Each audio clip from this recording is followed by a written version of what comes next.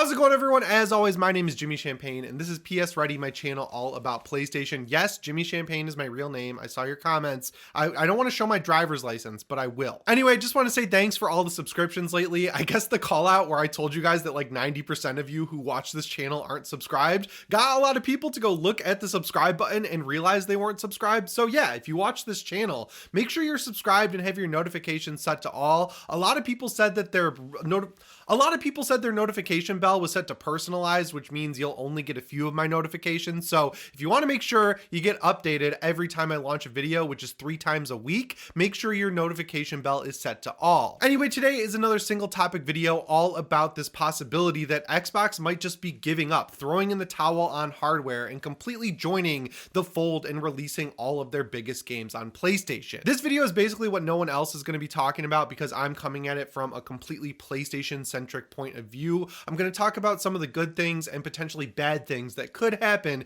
if Xbox were to exit the console ecosystem. But the first thing we should do is break down the timeline of events here. So this all started over on the Xbox Era website. They put up an article that basically started by spelling out what we already knew, which is that Hi-Fi Rush is being prepared to release on other consoles like the PlayStation 5 and the Nintendo Switch. I like this game. I thought it was pretty good. I honestly thought it was pretty overrated by Xbox fans though. Like, it's fun. I like a rhythm game a lot, actually. I'm huge into music, if you couldn't tell from all the music stuff behind me, but it just, like, I'd rather Tango Gameworks make horror games, so I wasn't super excited about playing a game I already played on my Steam Deck on the PlayStation 5. So I kind of glossed over that, and that's when the article got into the real meat, which is that after the Shattered Space expansion comes out later this summer for Starfield, apparently Xbox is going to release the game on PlayStation as well. Now that obviously got a lot of the Xbox fans upset because even though Starfield came out and didn't have the greatest reception in the world, it still got pretty good reviews and it's Bethesda's most played game of all time.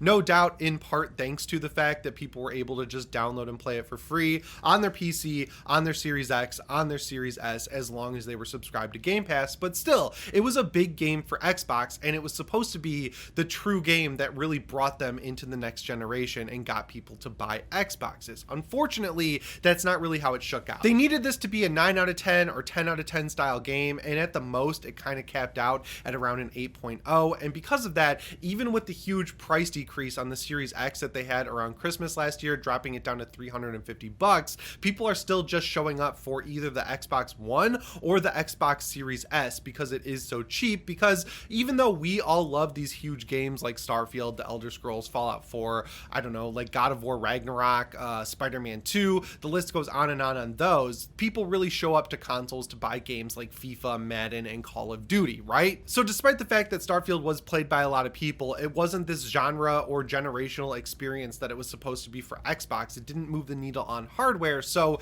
the people above Xbox at Microsoft are basically freaking out and saying, hey, we need to recoup the development cost on this game and the cost that we paid for Bethesda as a whole, so let's port it over to PlayStation. That's the most like suit move ever because optics wise, it's absolutely terrible. Like, if I was an Xbox fan, I guess I am an Xbox fan. Like, if I was a hardcore Xbox fan, like, I showed up for every release of their console. I bought the Series X, I bought the headset that they had for it, I bought the controller, I bought Game Pass Ultimate, or I might have bought the game Starfield on its own for $70, and I played it for around a year, and then when the first DLC comes out and all the patches are there and the game is effectively finished, it comes to PS5. Basically how I would feel is like I beta tested Starfield for around a year so that PlayStation players could get the best experience, and honestly, I don't think that's an unwarranted feeling to have. Like, that's a experience all around, to know that I'm always going to get a penalty for playing games first on Xbox, knowing that eventually it's going to come to PS5 and probably be the best version of that game, right? Like,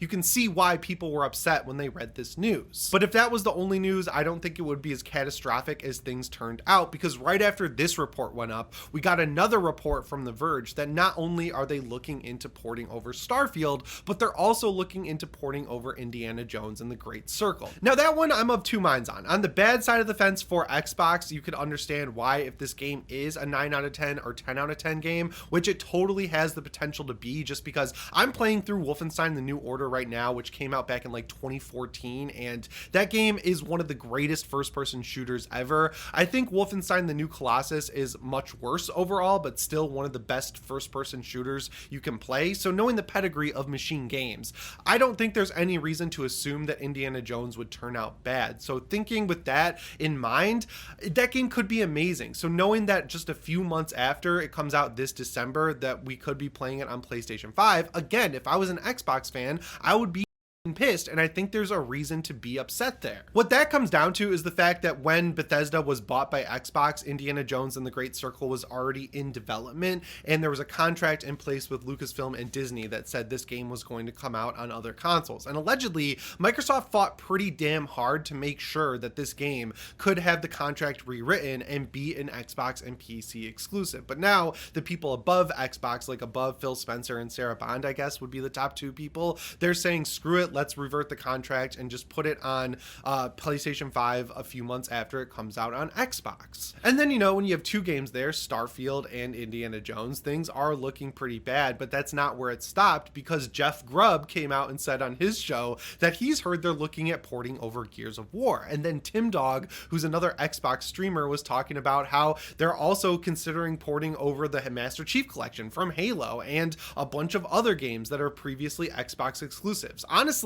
the only game that I didn't see get leaked by these people as potentially coming over to PlayStation 5 is one of Xbox's best games, which is Forza Horizon 5. And honestly, that'd be the one I'd port, right? Like, no one looks at Forza as a system seller for Xbox. I'm sorry, that's just how it is. And if you port over Forza, I think it has a legitimate chance to compete with something like Gran Turismo 7, because Gran Turismo has an extremely high bar of entry because it's a sim racer at the end of the day, and Forza Horizon is one of the best open world action arcade racing games ever released. Like, it got one of the best scores of the entire series. So knowing that, I feel like there's a no-brainer move there, porting over a pseudo live service game like that to PlayStation, but that was the only one that wasn't on this list. And then that stream from Tim Dog, I guess, also opened up the floodgates. That's where we got a lot of the info that Xbox's hardware CFO is not happy about the hardware going down year over year, and how the Series X and S are selling worse than the Xbox One. And that's kind of all converging into this sentiment that maybe they just need to become the biggest third-party publisher in the entire industry, right? Like, Nintendo's huge, they make a ton of money, but with Xbox having studios like Bethesda, studios like Activision, studios like Crystal Dynamics, like the list goes on and on of studios they've acquired over the past decade or so, you can see how having those games on PlayStation, where effectively the most players are, would generate a ton of income for them. And I guess the suit's thought process is, if people play these games and enjoy them, they'll say, hey, Xbox has some pedigree, we've been missing out on Xbox games, and they might go buy an Xbox or build a big beefy gaming PC just to play these games at launch. But I don't think they're considering the fact that people are wise to the fact that games don't come out finished now, especially from Xbox. PlayStation does a great job, right? Like, when we get first party PlayStation games, we might have a few bugs here or there, but at the very most, they're fixed within a week or so, and the bugs that we have to deal with are like a few random crashes, maybe some audio dropping out, nothing absolutely game breaking. And from a quality standpoint, PlayStation's biggest thorn in its side right now is that they've completely converted for the current moment into spending hundreds of millions of dollars on games. So you're going to see like the biggest budget games ever from PlayStation, and we get a huge bar of quality there, but that might be changing as well. We'll talk about that later in the video. So yeah, that basically covers the broad strokes of the timeline of events. If you want to know more about it, head over to Xbox Ready, because Ray is going to do a full breakdown over there from an Xbox perspective. But I want to talk about this from the PlayStation standpoint. We'll start with the good and then we'll get into the bad. The first good thing I have to say about this potentially happening is, of course, that having these games on PlayStation just makes it even more enticing to own a PlayStation 5. Because right now, I think most people, when they look at buying a console, they default to something like a PlayStation 5 and a Nintendo Switch, or they'll get a PlayStation 5 and maybe build a gaming PC, or at the very least, like the smallest subsect of people would probably probably buy a PlayStation 5 and an Xbox Series S just so they can play games on the PlayStation 5 that are first party or run better on the PlayStation 5. And then for everything that comes out on Game Pass or exclusively on Xbox, they at least have a next gen option where they can play these games for free with Game Pass. So yeah, at the outset, as things are now, having games like Starfield, especially after all these patches they've done and the first expansion, you could see why that would be good for PlayStation, because even though we're going to have to pay $70 for these games when they come out, I mean, we're going to get the best version of these games. There's years of patches, there's DLC, there's everything that Xbox players have been having to deal with for the past year of this game being developed, all just baked in from the initial launch on PlayStation 5. And I don't know if we'd be able to buy it on disc, because apparently Xbox basically fired their entire physical games team over there, but still most people buy games digitally on the PlayStation anyway, and that ultimately benefits Sony, because if people are buying Starfield for $70, they're getting 30% of the profit that game makes every time it's sold. So it's really a win-win for PlayStation, right? Like, their biggest competitor gives people even less of a reason to buy the competition, and they're not even being punished for not owning it, because eventually they'll get to play these games. And the same goes for Indiana Jones, right? And I know there's a ton of hate from PlayStation players for Indiana Jones because it's not really holding a candle graphically to Uncharted, but really, when you look at what the games actually are, they're not as similar as they are on the surface. Like, I love Uncharted. Out of all the PlayStation franchises, Uncharted is by far my favorite. It's the one that got me into PlayStation in the first place.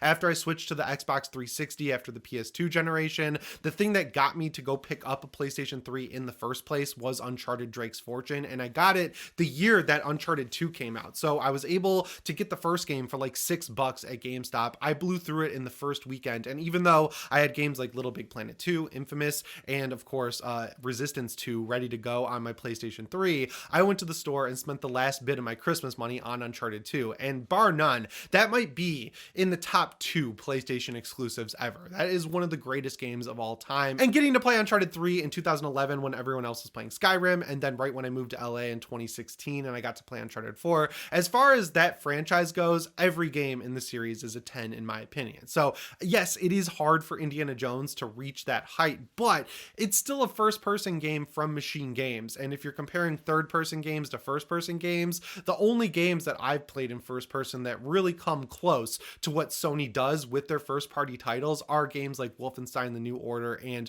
over at id Software, Doom and Doom Eternal. Like, those are bar none the best AAA first-person shooters that have ever been created, at least in the past couple of generations. And as far as live service games go, like Grounded or Sea of Thieves, I think it will find a little bit of an audience individually with both of those games on the PlayStation 5, but I don't know. I don't think people are really going to show up and pay for Grounded on day one when it comes to PlayStation. You know, that game is cool. I love survival games. I love Obsidian, and it's sweet that they were able to build that game out with like a 13-person team, but it was never really meant to be this huge AAA game. It was always, I think, at least intended to be a Game Pass title, and Sea of Thieves is definitely in its waning arc, where they did their seasons, they did their battle passes, they did all the patches people wanted to see, and now it seems like it's in the maintenance phase. So yes, there will be a lot of content to dig into there for PlayStation 5 players who don't have a PC or an Xbox already, but at the end of the day, no one's really lining up, I would say, to play something like Sea of Thieves. But then when you're getting into Starfield and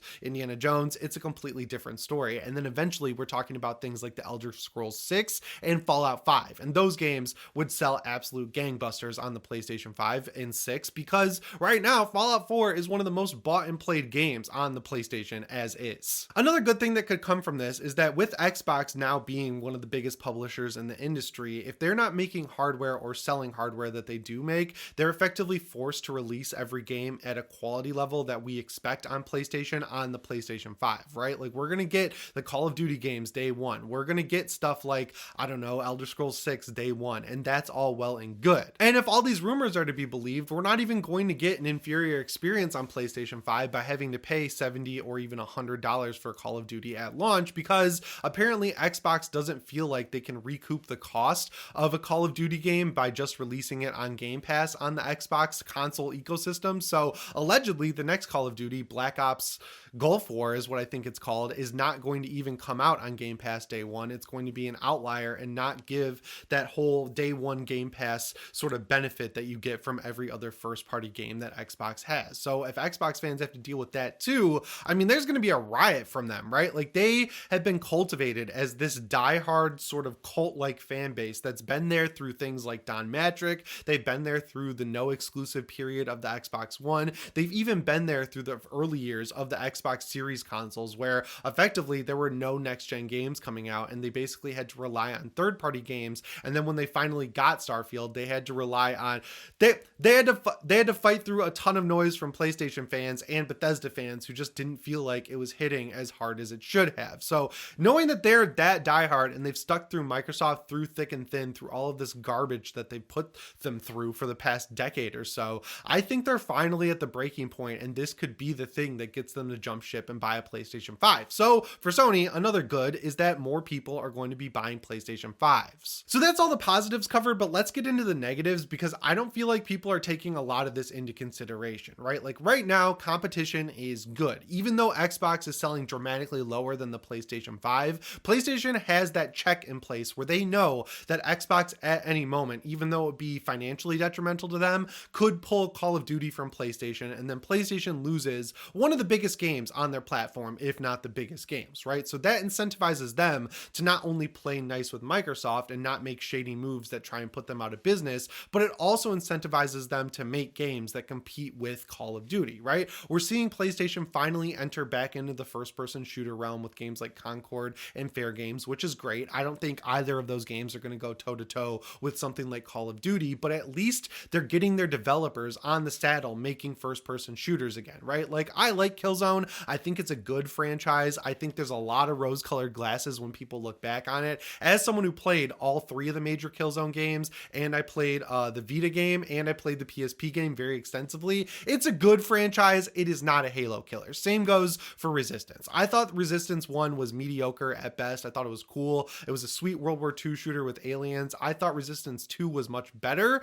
and not really on par with anything that was coming out from the Halo franchise at the time. And then Resistance 3, which I think is the best in the series, no one bought it for some reason. It came out and basically that was the death knell for first-person shooters on the PlayStation ecosystem. But now, with Xbox owning Call of Duty, PlayStation has an extremely strong reason to make first-person shooters again. But if they don't have to worry about Xbox ever pulling Call of Duty from PlayStation because Xbox is going to focus so much less on hardware, they could just say, hey, we're just going to keep doing what we're doing, third-person action adventure open world games, and people are going to play them, and the first-person shooters will be covered by Microsoft. It kind of takes a little bit of the leeway off of them to even make those types of games, because outside of Call of Duty, they'll have the assumption that everything from Call of Duty down to Halo down to Doom Year One is going to release on PlayStation, if not at launch, a year or so later. So that's bad because it incentivizes PlayStation to just keep making the same game over and over again, which provides diminishing returns. And if we get to the point where these games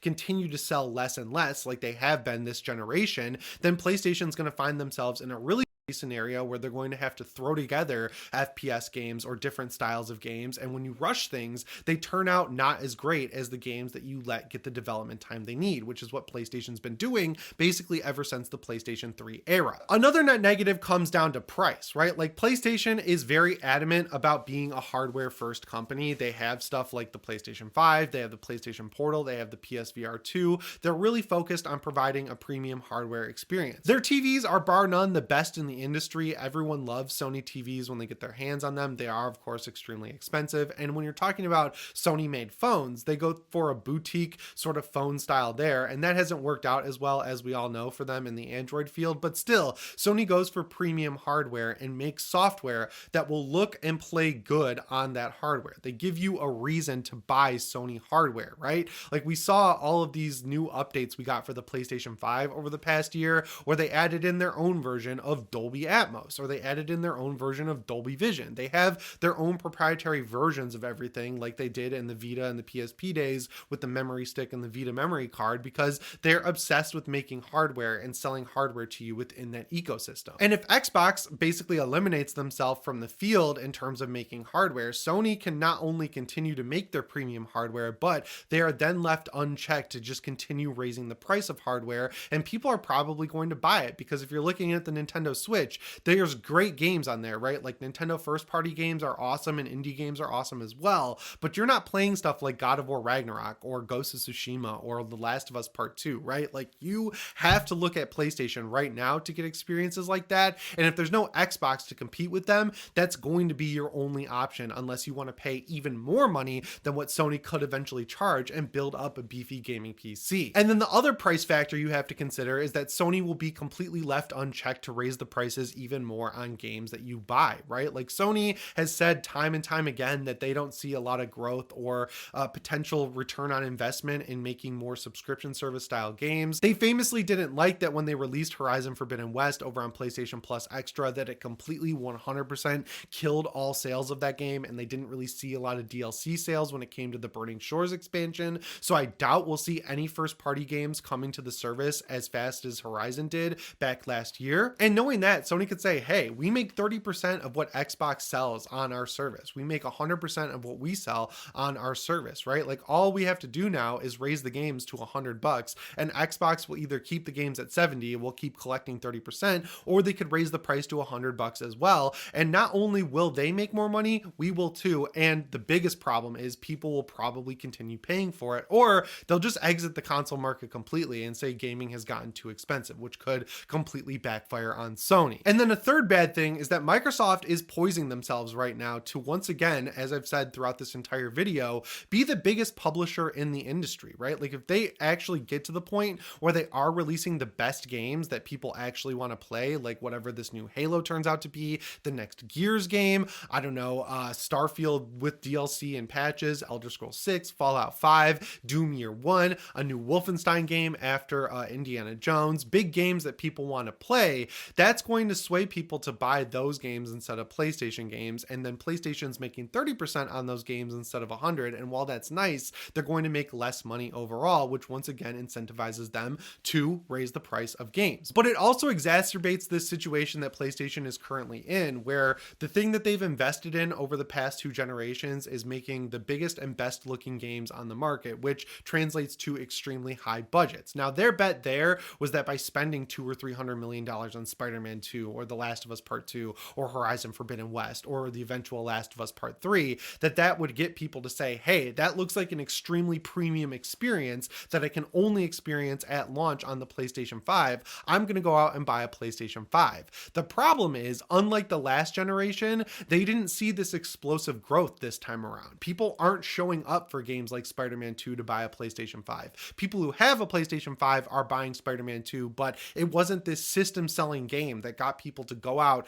and buy a PlayStation and line up at the stores and get them sold out like they were back when the thing initially came out. And that's bad, because all of the upcoming games that Sony is working on right now are very similarly budget games, right? Like they're all huge blockbuster style experiences that cost hundreds of millions of dollars. They're hitting Sony at a really bad time. Like Sony is at the edge of a cliff right now where things could go disastrously bad. And if Xbox really starts bringing out banger after banger that they've been setting up for the past generation and a half, that could be extremely bad for Sony and spell very bad things for the PlayStation ecosystem. So while on the surface it seems good that yes, we're going to get all these Xbox games over on the PlayStation 5 sooner rather than later, I don't really know if in the long run that will benefit us as consumers. And as we've seen in the past, when Sony gets on top, their consumer niceness factor drops like a stone, right? Like in the PS2 generation and the early PS3 generation, when that thing came out, people were pissed. That was $600. It had a bunch of unnecessary features. It had no games, and Sony had to do an apology tour for years. And what that resulted in is, yes, cheaper consoles, which is great, but also resulted in things like cross-buy with the PS3 and PS Vita. When that Vita was failing, if you bought a PS3 game on disc, you got a Vita code with it. And if you traded in the PS3 disc, you always got to keep that Vita code. So you were essentially getting a free game, even if you traded in the PS3 disc of that game. We also got the best version of PlayStation PlayStation Plus that came with PS4 games, PS3 games, and eventually Vita and PSVR games. It was insane how many games we were getting, and now we're lucky to get a few decent games, or even one decent game from PlayStation Plus Essential, and now they're trying to nickel and dime us on everything else, including PlayStation Plus Extra and Premium. Like, you can see how as PlayStation gets more successful, the more happy they are to kind of exploit their audience and make sure they're spending as much money as possible on the ecosystem, which, like, I can't fault them for. They're a business, but in terms of consumer friendliness, Sony throughout their entire history has not been the most consumer friendly company, and if they have no competition from Xbox, that only inspires them to be even less consumer friendly than they already are now. So as far as these rumors go, I don't know if I completely believe them. I don't think Xbox really is looking into porting over as many games have been leaked. Like, they might be considering it, but that doesn't mean these things will be ported, and I fully believe that people like Phil Spencer and Sarah Bond are fighting tooth and nail over there at Microsoft right now, trying to get them to see the light that's exclusive sell consoles and that competition is good for the industry. But who knows, right? Like, we have to wait for an official word from Microsoft, and I think one of the biggest problems they're facing right now is that they're so quiet in the worst moments. They love talking to their hardcore fan base all year long about how Xbox is the greatest place to play, and like, oh, we're putting every game on as many screens as possible because of you, the gamers, you keep us going, all that like corporate friendly BS speak that they put out. But then when the shit hits the fan, they go completely radio silent, and that pisses off their major fan base. And this is a bad situation in terms of what I'm talking about. So yeah, they need to get out here and say something. Apparently at the end of the day today, around 4 o'clock Eastern, Phil Spencer is going to be on CSNBC. Apparently towards the end of the day, Phil Spencer is going to address this on CNBC. I think he's just going to say the same PR speak he's been saying for the past year or so when faced with these questions, but something needs to be said, and fast. Of course, there are positives here. Like, I'm not going to pretend that getting to play Starfield on my PlayStation isn't exciting to me in any way. It is exciting, and also getting to play Indiana Jones there as well. That makes me extremely excited because I want to use my DualSense and get those DualSense features. But yeah, there are a lot of negatives here to keep in mind that I don't see a lot of PlayStation people specifically thinking of or talking about. But yeah, anyway guys, as always, my name is Jimmy Champagne. I'll see you in the next one. Thanks for watching, and shape on.